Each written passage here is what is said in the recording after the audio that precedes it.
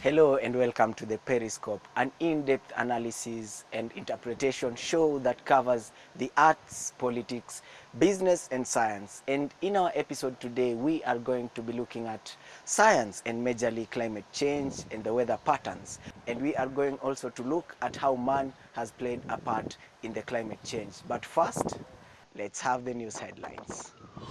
And in the stories making headlines today, kite surfing gains attraction in Watamu.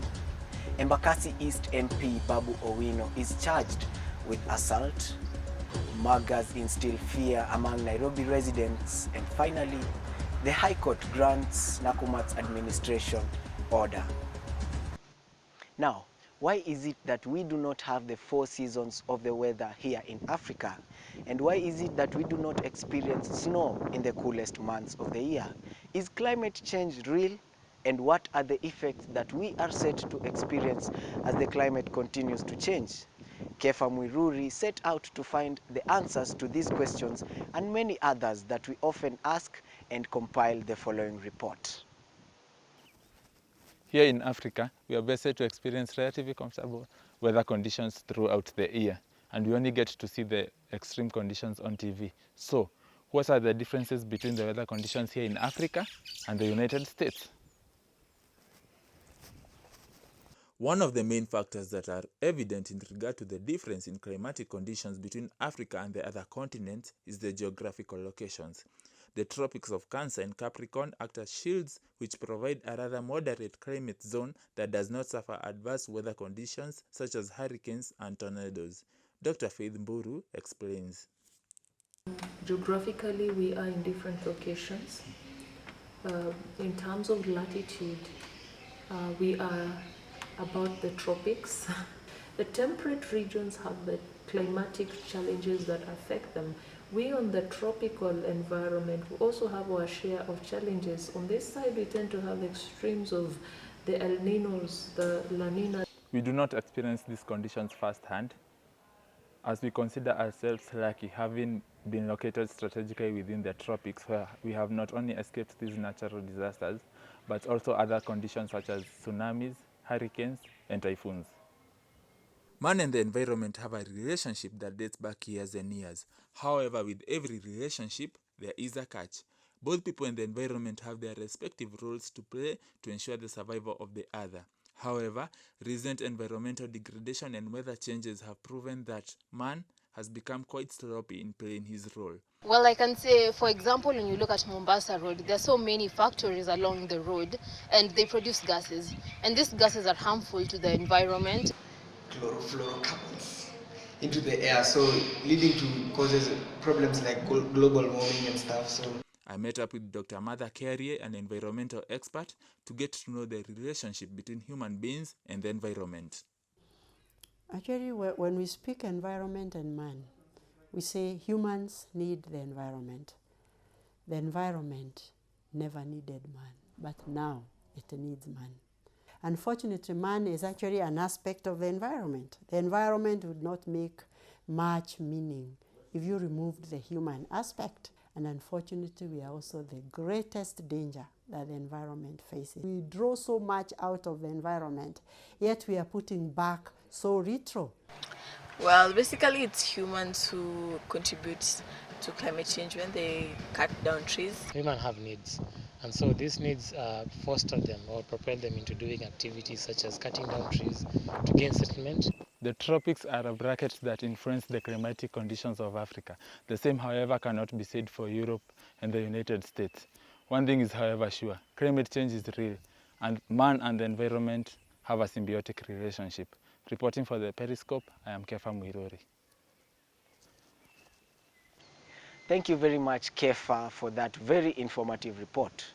Now, I had a sit-down and one-on-one with Karen Kirui, a meteorological student at the University of Nairobi, and I got to question her on the involvement of the human aspect in climate change. So today for our hard-hitting segment, we are privileged to be in the presence of Karen Kirui, a meteorology student at the University of Nairobi. Thanks for joining us today, Karen. It is nice to have you. Thank you. Almost all the people in the world are asking right now, Yeah. is climate change real?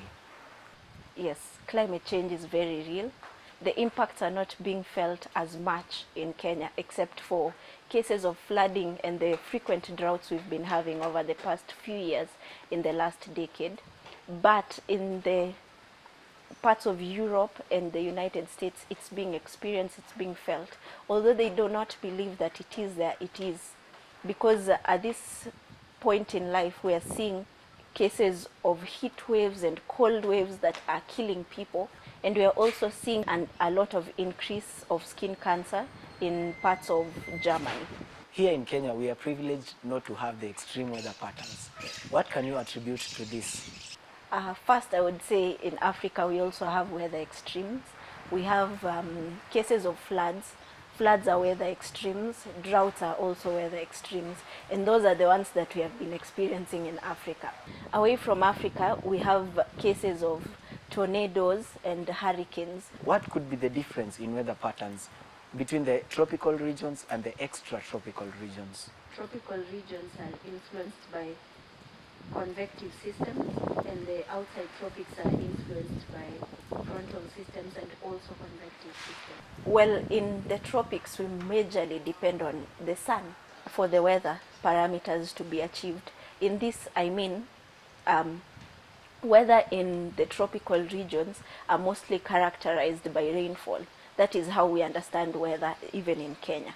So when we talk about tropical weather, we focus a lot about the sun. How long ago can you attribute these effects to climate change? It is said that what we're experiencing now is actually what started in the industrial era, in the times of, I think it was 19th century, where there was a boom when it came to urbanization and industrialization. And currently, we are emitting a lot of chemicals and carbon dioxide into the atmosphere, which goes a long way in depleting the ozone layer and also increasing the temperatures of the world. Can man change the weather either for the good or the bad? Yes, weather has been known to be changed, and we have one in specific, and it's called cloud seeding. It's being used in Israel. You know, Israel is a desert region, but then they have a booming agricultural sector, and that is one of the things they use is cloud seeding. Where cloud seeding, they use ground stations to inject gaseous sodium iodide into the clouds when they are forming, so that the rain that was supposed to fall in a different region gets to fall on their farmlands. And also it has been used in China, and majorly it's because there's a lot of air pollution in China. And one of the things that is used to subside air pollution is rainfall. It is said that the Sahara Desert is increasing every year. At what percentage is this going? The Sahara Desert is progressing towards East and Central Africa by approximately 1 to 2 kilometers a year. That is pretty fast for such a phenomenon to occur. Is there a way in which the government of Kenya can stop the growth of the Sahara Desert and encroach our land? No, it cannot be stopped. But we can learn from what we have and plant more trees in the hope that we'll have more rain. From your field of study and your expertise, what can you advise on the world, or rather on Kenya? First of all, I would really recommend the use of renewable energy, biogas, and then we rear animals. So with this, we can generate a lot of biogas that can be used not only for cooking, but also it can be used for powering our buildings. Second, we have a high solar energy potential because we are located at the equator. Then that would be much better. Well, it has surely been a pleasure to have you on the show. Thank you for having me. That was Karen Kirui. I'm sure by now you know so much about climate change. It is real, and we have to take steps in order to mitigate it.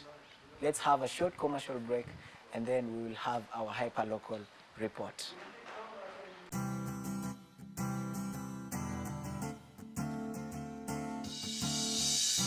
Wakati unapotunza upendo na utamaduni, ni halisi inakuwa tunzo.